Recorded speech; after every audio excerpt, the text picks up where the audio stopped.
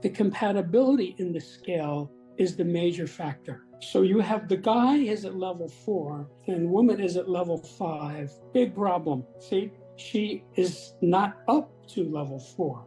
He's there already. So this is going to be a problem for him. It might even be a problem for her because she's ambivalent, because there's a part of her that wants to do it, but she cannot do it. Think of it this way. Think of a person who, an alcoholic, he cannot stop drinking. He simply can't do it. That's why most people, like in Alcoholics Anonymous, they don't drink at all. Doesn't mean they don't want it. They cannot do it, because if they do it, they just keep doing it. That creates huge problems. For example, if you have a guy at 4 and he meets a girl and she's at 6, at some point he's going to say, oh, this is a very kinky girl. So he might at some point say, no thanks. Or he might say, I'm very interested in you, but not your girlfriend. This is a big deal as far as compatibility. So if you're going to have a sexual relationship, you need to know, what level is this person at? What level am I at? Are these compatible? If someone is at 5 and another person is at level 6, lots of luck with that.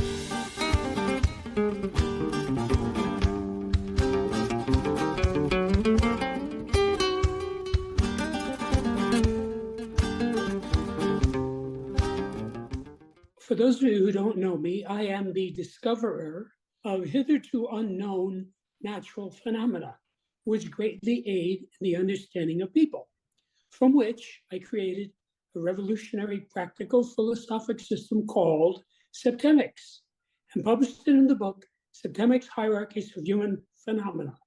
Today, we're going to discuss some of the contents. Specifically, this is the scale of sexuality. Under type, it says spiral, quantum, general. So every scale is either linear or spiral. In a spiral scale, there is an apparent congruence between levels 1 and 7. Now notice that level 1 says no sex, and level 7 also says no sex.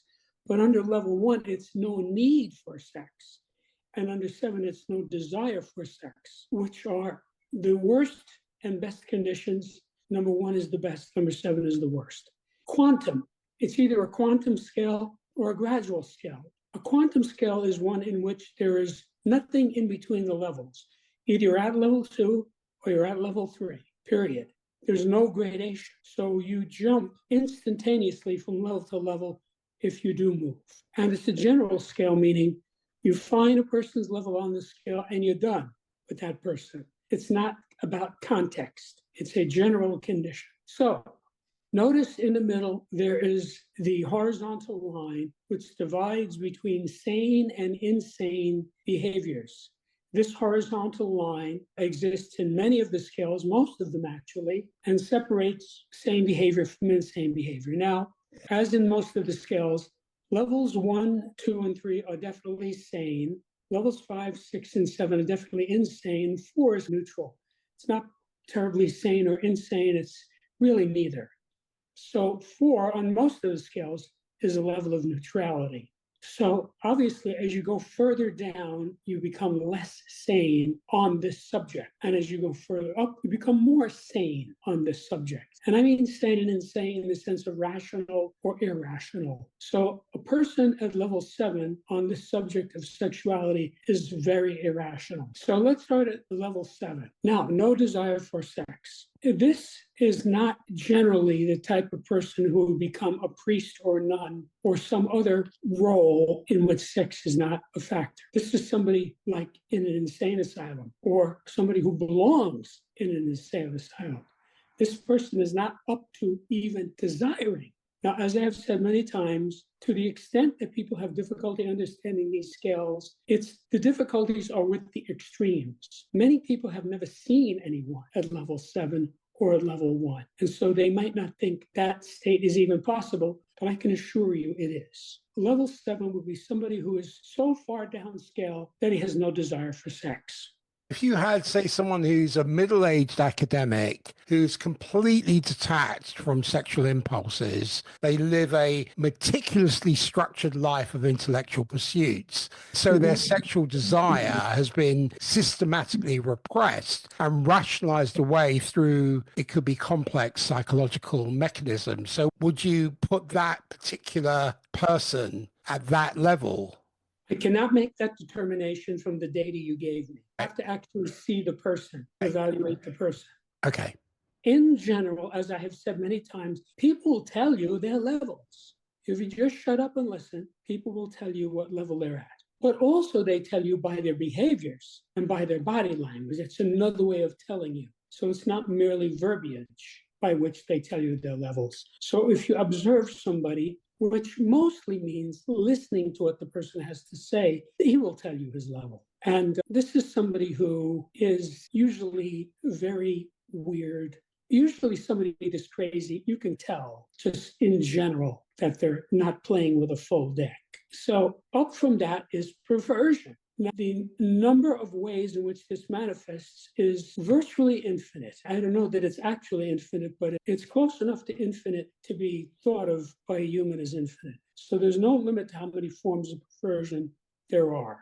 It's many thousand. So I'm not going to say too much about this other than a lot of people are at this level. And if a person comes up from 7 to 6, you'll see him go from no desire to sex to a sexual perversion of some kind or another. Is that like an individual who may be consumed by extreme sexual deviance that's operating at the margins of sexual behavior, where it's compulsive, uncontrolled sexual expressions, which manifest through various destructive patterns? Yes, it might not seem destructive inherently. A person might not think of it as destructive. For example, people who have sex with animals, that's a form of perversion. So people would say, what's destructive about that? So I'm not saying it's destructive, but it is perverted. Now, this is something that is much more in the discussion now than it was in the past in industrialized society. But this has been around all along, and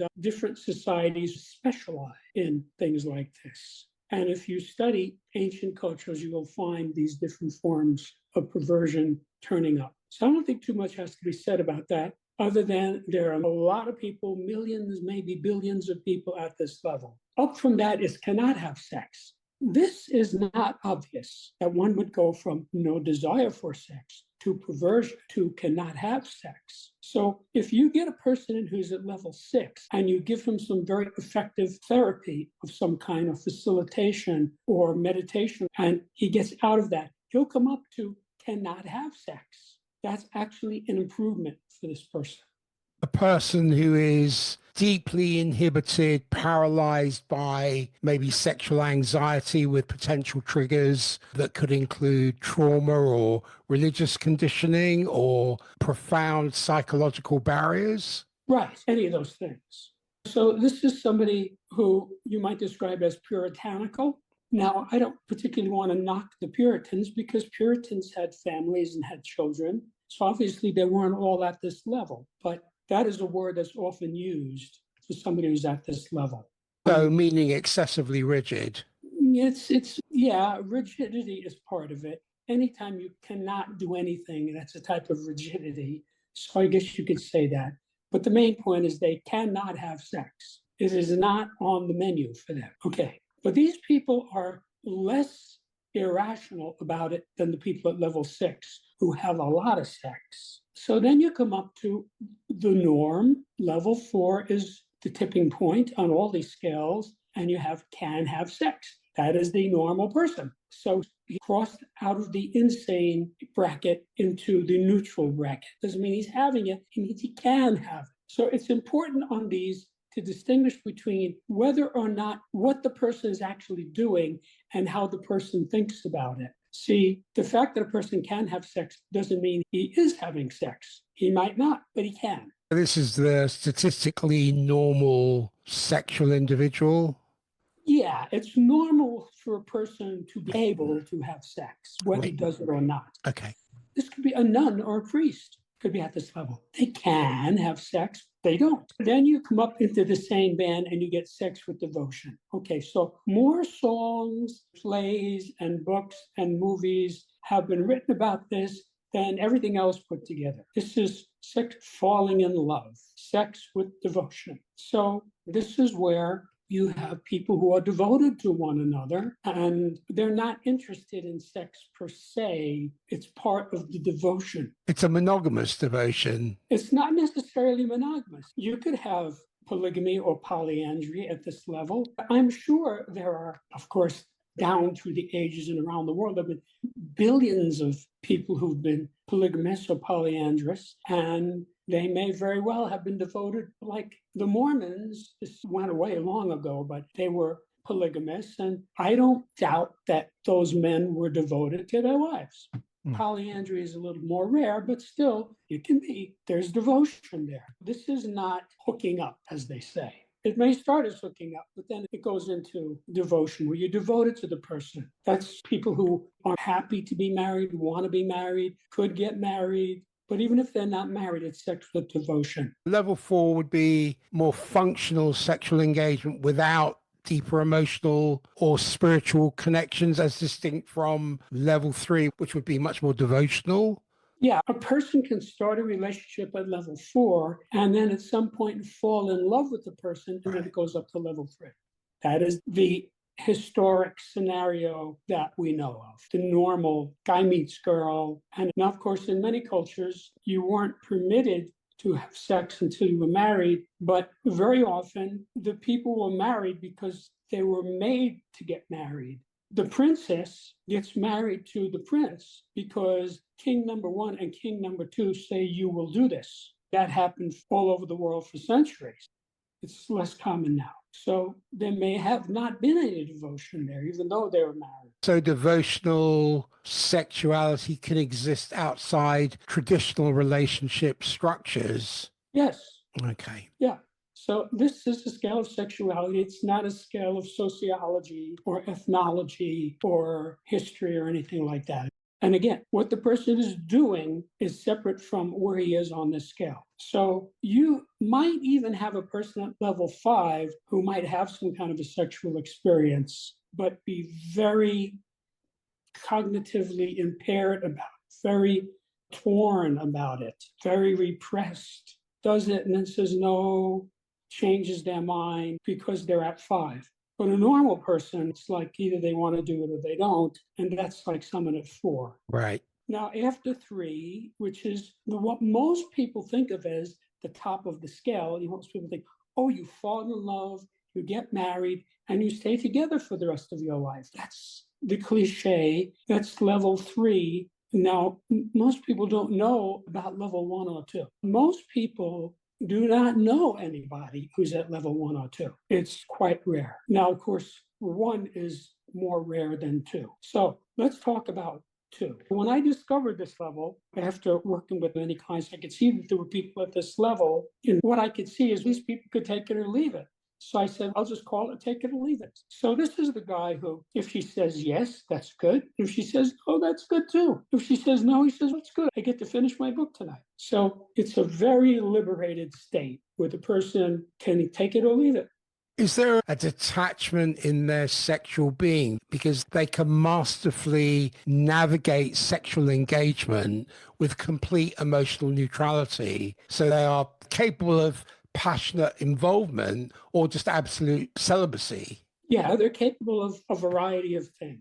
There's no compulsions. This person is not sitting around thinking, how am I going to get a date? Or how am I going to get this girl in bed? He's not like that. If it happens, that's fine. If it doesn't happen, that's fine too. If you think of it in other contexts, it makes sense. There's a type of person, he doesn't drink a lot. He might have some champagne on New Year's Eve. He can take it or leave it. Somebody says, oh, would you like a beer? No, thanks. He can take it or leave it. It's easy to understand in that context. A piece of pie? No, thanks. I don't eat sugar. He can take it or leave it. Now, since this is more rare in this context, most people don't really know that this is a state that many people can be in. It's important to know that this level exists because you don't want to confuse this person with somebody who's at 5 or 7. 5 and 7 are obviously much lower levels. They're much less sane. Take it or leave it is more sane than sex with devotion. Now, there are many people, more women than men, who think, oh no, sex with devotion, that's it, that's the pinnacle. They're wrong, it's not. Because there are people who can take it or leave it. It's self-explanatory, I think. You just have to understand that there are people like that. It's not a form of sexual mastery or emotional defense. It's a person who is at an advanced enough state, mentally and emotionally, that there's no compulsion about it at all. He's not worried about it. He's not thinking about it. He's not focused on it. If it happens, that's good. If it doesn't happen, that's good too. That's pretty much the attitude of somebody at that level. It does what it says on the tin. Take it or leave it. That's right. Take it or leave it. It's great. As I said, this is beyond the reality of most people, because most people don't know this level exists. As a very small proportion of the population ever get to level 2, probably in the single digits. Then we get to 1, which is no need for sex. This does not mean the person does not have sex. It means he doesn't need it. It's beyond take it or leave it. He has no need for it. There's nothing inside him telling him, you need to do this. And if people tell him you need to do this, he will say, no, I don't. So many people who are priests or monks or women who are nuns are at this level. They have no need for sex. Now, Mahatma Gandhi famously strived for this for many years, and eventually he got there. This is a known fact. So he just said, no, I don't need this anymore. So this is an advanced individual who has transcended sexual desire and potentially channeling creative and procreative energies into higher consciousness. Yeah, I guess you could say that. I don't know that you have to necessarily have all of those elements in it. It is a person at a very high level. Mostly, you don't get to this level unless you have some serious spiritual practice, whether it's meditation or it could be a Catholic priest or it could be a Buddhist monk. But it's different from take it or leave it, because in take it or leave it, the need is there, but he can take it or leave it. I'll give you an example from another context. Like, I actually like Coca-Cola, but I never drink it because it has sugar in it. I know it's not good for me, so I don't drink it. I don't know that I would say I have no need for it, because sometimes I think, boy, that would really be good. Enjoy that. But I still don't do it. So it's more like a take it or leave it thing. Right. Would you like to go? No, thanks. So again, it's easier to see with food than with sex because it's more real to people. That's a condition. No need for sex is, there are people, mostly gurus and monks and such, who are deeply devoted to some transcendent practice who will get to this level eventually. So, for example, Yogananda. As far as I know, Yogananda never had sex. He was not a bad-looking person. He was very smart. He was a very highly evolved person. He was at level 1 on the scale of basic purposes. His purpose was to transcend. So my guess is that he was at level 1. Now, there may have been a time when he was at 2 and then he went up to level 1. But if you actually learn about the person, the things he did, the miracles that he was involved in, it's easy to see that this is a remarkably upscale person. My guess is that he made it to level 1. So there aren't too many people that we know got to this level. Because again, it's not about what you do, it's how you think about it. Like the Pope is either going to be a level 1 or level 2. Although if you study the history of the church, which I have done, we're not at that level.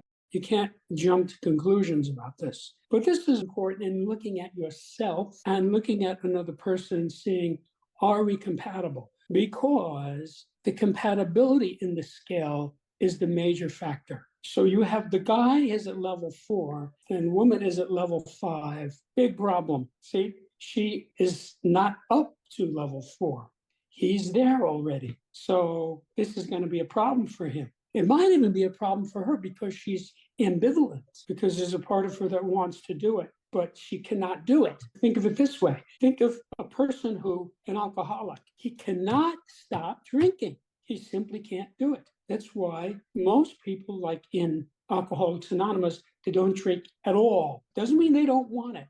They can not do it, because if they do it, they just keep doing it. That creates huge problems. It's an analogous area where you can carry it over to understand this. But for example, if you have a guy at 4 and he meets a girl and she's at 6, at some point he's going to say, oh, this is a very kinky girl. So he might at some point say, no, thanks. Or he might say, I'm very interested in you, but not your girlfriend. This is a big deal as far as compatibility. So if you're going to have a sexual relationship, you need to know, what level is this person at? What level am I at? Are these compatible? If someone is at 5 and another person is at level 6, lots of luck with that.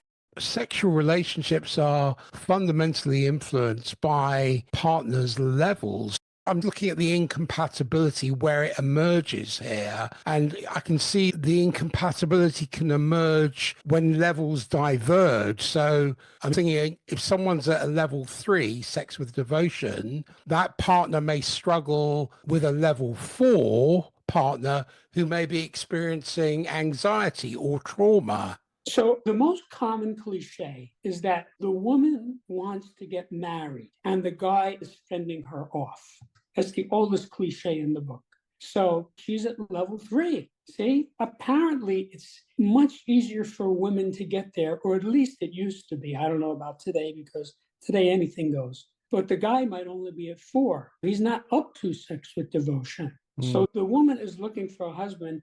The guy just wants to date. So he's at 4, she's at 3. At some point, she's going to become frustrated and break up with him. This is the whole issue of compatibility, is on this scale. The scale suggests to me that relationships are dynamic, with levels changing unpredictably. So I'm trying to think about how one would recognize you and your partner's current levels relational conflict, where you are on this scale, because of the unpredictability of the dynamism of the relationship. I don't think unpredictability is a primary aspect here. You have an awful lot of people, they're at that level. That's it. See, if you have a guy who's at 4, he wants to meet a girl who's at 4. So you have a girl who's at 5, the guy meets this girl, he finds out she's at level 5, he says, you're a nice person, and then good luck. This is not a terribly volatile scale. The scale of evaluation is the most obviously volatile scale. It changes by the minute. On the other extreme, you have the scale of basic purposes. 90% of people never change level on that scale. They stay at one level one's entire life. This was more in between. So let me give you some background on this, because I worked with hundreds of clients. Very often, I would have a client come in, I would work with the client would be very pleased, do very well, make tremendous gain, and go up on this. As a result of that, break up with the other person. For example, the woman's at level 4, the guy's at level 4. She comes to me, she gets all this work done, facilitation done. She goes up to level 3. See, that's a higher level. And he's at level 4. She wants the commitment. He's saying no because he's at level 4, and they break up. So it was quite common for me because although there were exceptions, generally, I did not work with both persons in a couple. You get one or the other. So very often I would know months or years in advance that they were going to break up.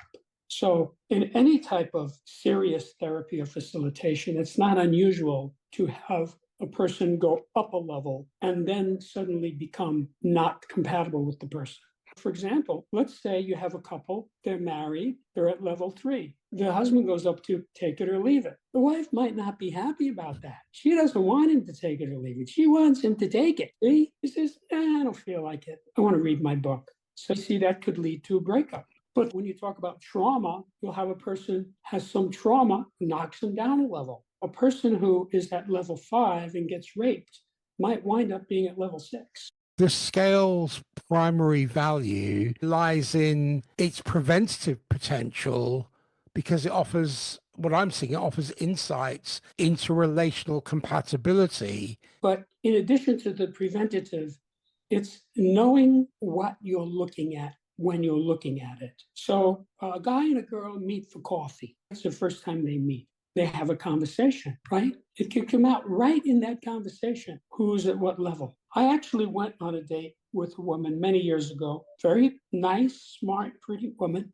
So we meet for coffee, and somewhere along in the conversation, I forget how it came up, but I said I wasn't particularly looking to get married. That was it for her. Done. You don't want to get married? Goodbye. That's presumptuous, I think. Talk about putting the cart before the horse. I tried to interact with her in another context, and she was like a very rigid, irrational person. This was not somebody who thought things out and not somebody who was congenial. That was an obvious example of she was looking for number 3 and I was at number 4. And as soon as she heard that, we're done. Goodbye.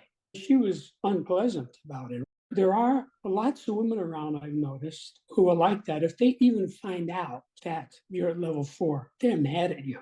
I knew somebody else like that, a hair cutter. I didn't date her or anything like that. If you go to the same hair cutter, you're sitting there for 40 minutes with the same person every couple of months, you get to know the person pretty well after a while. Yeah, how are the kids? And I could see after a while, she really came to dislike me because I was not married. I was not looking to get married. My view about this is thoroughly non-judgmental. All the scales are like that for me. It's just, this is a tulip and this is a rose. What do you want? You go to a florist. What do you want to buy? You want a rose? What color rose you want? You want a red one, yellow one, white one, lavender? Okay, I'll take the lavender. It's just seeing what's there and making a selection. Now, obviously, because people become less sane as they go down this scale, you're going to run into unpleasantness about this.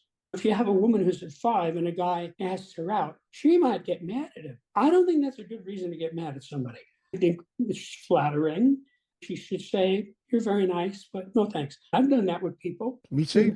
You're a very nice person. I appreciate it. That's not going to affect our relationship, but no thanks. As with all the scales, the saner people are at the top of the scale and the crazier people are at the bottom of the scale. So this tells you a lot. If you see that somebody is at 7, that is a nutty person. That's probably not somebody you want to get involved with in any way. It's a red light. It's a neon light that flashes and says, watch out. Now, how many people there are at level 7? I don't know that there are that many because it's not really an area that I've studied particularly, but I think it's a fairly small number of people. But these would be like mentally ill people generally, one way or another, because you have to realize with all of these levels, you can ask the question, why is the person at that level? If a person is at level 5, why is that? See, that is what the therapist would look into. So that gives you an area. See, this person comes in and says, no, I'm not involved with any kind of sex. So that's something he says that's abnormal, and he should be alert to try to get to the bottom of it without invalidating the person. The whole of Septemics is a therapeutic toolkit. Yeah. It's a practical toolkit of understanding. It's not a rule book of behavior.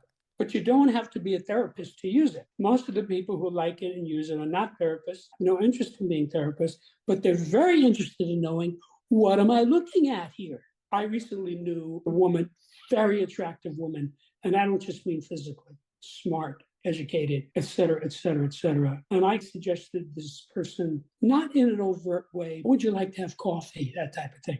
No, I think because I know this person well, the person's probably at level 5. Now, why is that person at level 5? Who knows? But then it occurred to me, wait a minute, maybe she's actually at level 6. Maybe she dates women.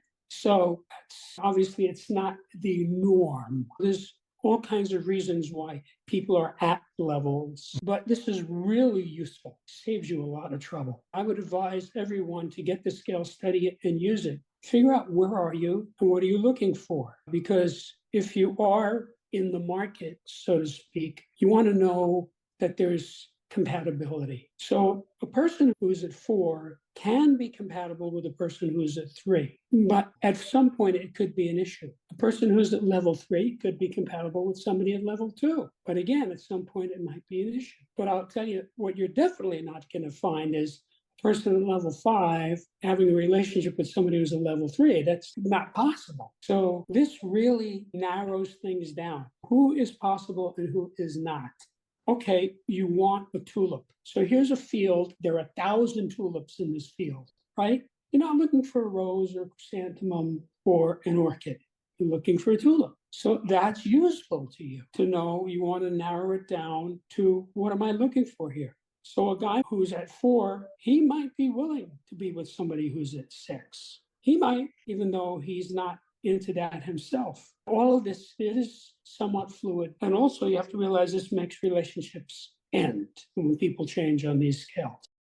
There's one of the most common scenarios that you find in therapy is something terrible happens. Like you have a couple and they have a boy. The boy is abducted and murdered. Obviously, that's a trauma for both, and this might not affect them both the same way. See, one of them, let's say they were both at 3, one of them might go down to 5. They wind up getting a divorce. Couples break up when they have really bad things like that happen in their lives. And it's possible you could have a couple at level 3 and their kid gets killed and they both go down to 5. They just stay together and there is no sex. That could happen. But they would have to go through 4 before they got to 5. Now, in a very serious case like that, they might go through a level quickly, but realize there's a lot of internal trauma, cognitive dissonance roiling in the person that's going to force them to go down a level. But it's not necessarily going to be the same for everybody. The wife might still be at 3 and the guy is now at 5, or it could be vice versa. But this is also very useful in evaluating people in general, because if you see somebody who's at level 6, that is a red flag. Because remember the axiom, the septemic axiom, that being at or near the top of any scale is both a cause and an effect for being at or near the top of any other scale. So if you see somebody who's at or near the bottom of 3 or 4 scales, that is a sufficient justification to say, bye-bye, no thanks. Because it probably means that person is at or near the bottom of many scales. Now, sometimes you get a person who's high on one scale and low on another scale. That's quite common. Then you have to look at what's the deal. For example, you might have a guy who has a doctorate in English. He's very literate and articulate. He meets up with a waitress and they fall in love. So they're at level 3. So now if you look at literacy, he might be at level 3 on the scale of literacy, which is quite high. She might be down at 5. Now, is that relevant to the sexual relationship? Not really, but in terms of an overall relationship, it might very well be. After a while, the husband is going to want to discuss Tolstoy, Dostoevsky, Thomas Mann, Cicero, and all she knows is you want that with fries or not. Even though they're compatible on this scale, there could be other reasons why they break up. And again, that fits into this perfectly, because let's say you take somebody who's highly intelligent and very well educated and is high on many of the scales. He might be able to take it or leave it. So he might have lots of women who are interested in him, and he's not terribly responsive because he can take it or leave it. But would you like to come over for dinner? He says, no, my favorite show is on at 8 o'clock. I want to go home. See, it doesn't mean he's gay. It just means he's a take it or leave it. Yeah. He doesn't want to miss that episode of 24. I want to go back to something that you said in terms of children and relational stability. There's an emphasis that children are the ultimate victims of sexual incompatibility. Yes. Successful relationships may require partners to suppress personal happiness and maintain a stable home environment. But what this scale suggests to me is these level changes can precipitate, as you alluded to, relationship dissolution with potential long-term psychological impacts on children. Yes. So down through the ages, there have been probably billions of couples who discontinued their sexual relationship but stayed together for the benefit of the children. It's an old story. Nowadays, we hear the term the me generation. A lot of those me people say, I'm not happy with this and I'm going to get a divorce. It's probably not the best thing for the kids, but that's what they do. On the other hand, sometimes you could have people who hate one another with such vitriol that it's actually better for the kids if they do get a divorce. Yes. But that might not have anything to do with sexuality. In other words, they might both be at level 4 on the scale, which is a point of compatibility, but they might hate one another for other reasons. The guy might be a Trump aficionado and the wife might be a liberal Democrat. That could break up the relationship. So it might have nothing to do with this. But obviously, if you're going to have a stable relationship, you have to look at all 35 scales. Sometimes you have a make it or break it. You might have somebody who is high on certain scales, and there's a couple of scales where the person is really low. And for that woman, she just can't tolerate that, period. It's a no-go. That might not even come out until after they're married or until after they've been living together. But it's really important for people to understand that there are people at level 1 and 2. Now, people who have a positive view of religion, any religion, can understand that the monk or the priest is probably at level 1 or 2. The priest who's not at level 1 or 2 is the one who's going to get in a lot of trouble fooling around with the altar boys. This is at level 6. So this is an important thing that you want to look at as far as group cohesion. I don't know if you know about the situation that's happened in the UK with the grooming gangs or the rape gangs. Would you put those at level 6? Again, I would say probably yes. But again, you're talking about more than one person. They might not be the same. People have different reasons for doing different things.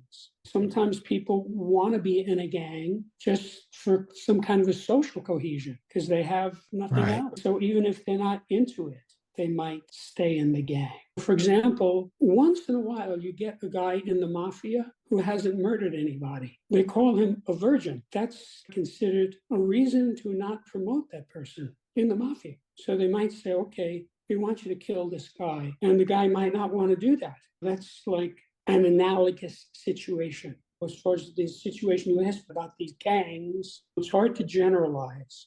I would say the whole benefit of Septemics is the specificity of it. It's accurate and it's precise. The person is at one of these levels. You should spot it. And if you can spot it, again, it's not necessarily what he's doing. You could have somebody at 4 who's not having any sex. You don't know why. In the old days, first you would graduate high school, then you would get a job, then you would get married, and then you would have sex. So there were an awful lot of young people who were at 4 for years and years, even having a boyfriend or a girlfriend. There are these external forces. So the wife might say, or the girl might say to the boy, why do we get married? And he says, I don't even have a job. That was a common response. I have to earn some money before we can get married. And of course, in those days, sex came after you got married. So all of this has been breaking down in recent generations. So it's a much bigger mess than it used to be. So it's more complicated. But remember now, when a person is at or near the bottom of any scale, he's going to have trouble with that scale. So don't think you're going to find somebody who's at level 6 or 7 on this scale and they're going to spot themselves at it. They're not. They're probably just going to reject the whole scale. This is trash. That's what normally happens when somebody is at or near the bottom of any scale. If you gave Septemics Adolf Hitler, he was at level 7 on the scale of basic purposes, I don't think you could get him to read it. What would be his motivation to read it? And even if he did try to read it, I guarantee you he wouldn't understand it because he lacks the insight. That's why he was the way he was. As opposed to somebody like Carlo Gambino. Carlo Gambino was the head of the biggest and most powerful and most successful mafia family. He was so smart, they never got anything on him. Everybody knew who he was, where he lived, what car he drove, couldn't get anything on him. He died in his own home of a heart condition. So he was not a very downscale person. He's just somebody who was born into the mafia and went along with it. This seems to work. We're getting lots of money. Here's some camaraderie here. This is not so bad. I'm not condoning it. I'm just saying that it doesn't mean because he was in the mafia that he was not or near the bottom of many of these scales. I know people who knew him. He was a very nice guy, friendly, congenial. He was smart. Most criminals are stupid. That's right. That's right. The people in the mafia who get killed are the stupid ones. Like Gambino had a rule. You do not have anything to do with drugs. Nothing. You don't use them. You don't sell them. Nothing. Okay? If they found out that a guy was dealing drugs, he got a bullet in the back of the head. Okay? End of discussion. That was a non-starter. And that helped him and his family because the rationale was most people, no matter what they say or how they act, They're not that upset about prostitution. They're not that upset about gambling. They're not that upset about buying cigarettes that have been smuggled up from the South. Or in the days of Prohibition, they're not upset that we sell liquor. They buy it from us. But when drugs started coming into the scene, now that's another thing. That's something they knew that. People would not stand for that. And that's what ruined the mafia. That's how a lot of those people went to prison on drug charges. So he was smart enough to say, yes, there's a lot of money in this, and we're not doing it. So the stupid ones who did it, they're riding in the car, and the guy in the back seat shoots him twice in the head, and they dump him out, okay? Because he's doing drugs. We're not going to have anything to do with that. So I can tell you, because I lived in New York City in those days, the whole police force was hooked up with the whole mafia. Now, there were a few cops who did not take money, and they were looked down upon by the other cops. And of course, there's a whole story about a famous policeman who was unpopular because he wouldn't take money. Eventually, they put him in a situation where he got shot in the face in the same way that Trump was shot in the ear. They didn't do it, but they let it happen. They wanted to get rid of him, and he didn't die. The whole point of this subject is not to make generalities, not to have generalities. People who are bigoted say, you can't trust women. Lots of guys will say that. That's dopey. If you actually analyze a particular woman against all of these scales, you might find, hey, this woman can be trusted. See, that might be a new concept for this guy. So it gets you into not being upset and not being worried because you get the specificity. You look at this guy and you say, okay, that's where this guy is. He's at that level. There's no emotion involved with this. It's just, this is a tulip, this is a rose. That's all intellectual. That's how I want you to use this. It's an intellectual thing. You just find out where the person is at, and you know that about the person. I'm not saying tell anybody. Don't tell people your level. Don't tell people other people's levels. Just know what it is. And if somebody's having trouble, like your daughter is having trouble with her dating or something, give her the book. Get him to use this. And she might be able to say, oh, I see what's happening with this. I'm at level 3 and my boyfriend is at level 4. She might say, okay, we're done. She's not going to try to talk him into it anymore and be disappointed. See? So then she goes on, and now she knows what she's looking for. She's looking for somebody at level 3. That can save you a lot of heartache. That's right.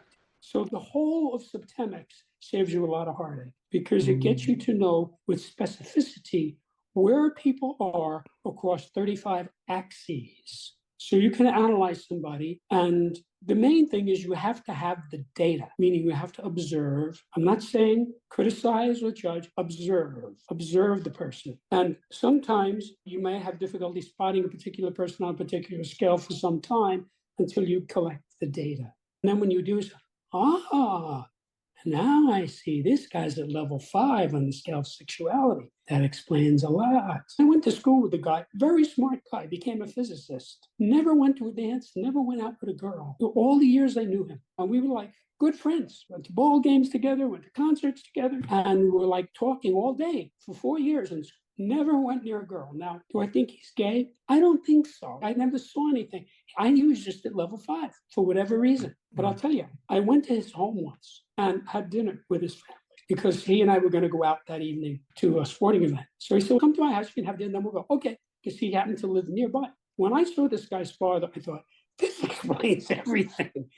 This guy was one of the scariest people I ever knew. So he sits at the dining room table. He had 3 children and his wife. And of course, I was there. He never smiled. He never said anything, didn't attempt to make conversation. Really scary guy. It helped me understand the son growing up that way. We went to the same college even. And so I would still see him. And again, he was just at level 5. So how he got there, if he ever got out of it, I don't know. People do go up and down these scales, but not very quickly and not very easily. It takes a lot. Usually it requires to push the person down, it requires some traumatic event or events. And to push the person up, it requires some kind of therapy or meditation. So that's it for this. Thank you, Jim. Thank you for presenting this spiral quantum general scale of sexuality. And I see it represents a revolutionary framework for understanding human sexual consciousness.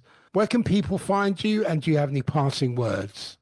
I want to say, as far as finding me, I invite your listeners to go to my website, which is septemics.com, septemics, where you can read what many readers of it have said about it, what many journalists have written, what the reviews are. You can read sections of the book itself, and there's even a pre-recorded introduction to Septemics that you could listen to that explains it to a new person in 15 minutes.